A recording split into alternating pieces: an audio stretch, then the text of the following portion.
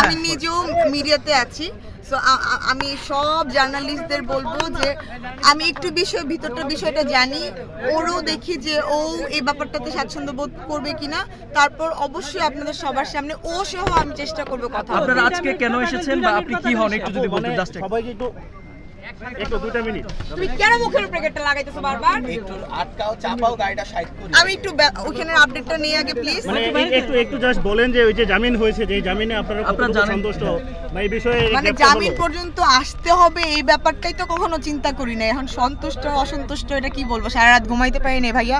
ওর মতো একটা ইনোসেন্ট মানুষের এরকম জিনিস কখনো ফেস করতে হবে। আমি মানে ওর বাসার মানে ওর মধ্যে এমন ছুচি পাই, ও বিছানার চাদর পারে না। আমি যতক্ষণ থাকে এর মধ্যে 5 বার বিছানার চাদর সে ঝাড়ু দেয়। তো সেই মানুষটা এখানে কিভাবে আসে সারা রাত কিছু জানি না। সো মানে সন্তুষ্ট অসন্তুষ্টর ব্যাপার অনেক পরে, আগে একটু দেখতে দেন কি অবস্থা কি ভাইয়া প্লিজ। আমি একটু দেখি ভিতরে একটু যাইতে দেন। আর আপনারা কে এসেছেন? আমি আসছি, আন্টি আসতেছে, ওর আম্মু আসতেছে। আপনি কি রকম বোন হন একটু যদি বলতেন? কি রকম বোন হই আমি? কাজিন হই আমি। হ্যাঁ, বলতে গেটে অলরেডি বলা ভাই লোক অফিসে আনেন। মানে এখন ফোনটা রিসিভ করতেছে না, ফোন সাথে নাই, বলতে গেটে বলা। কে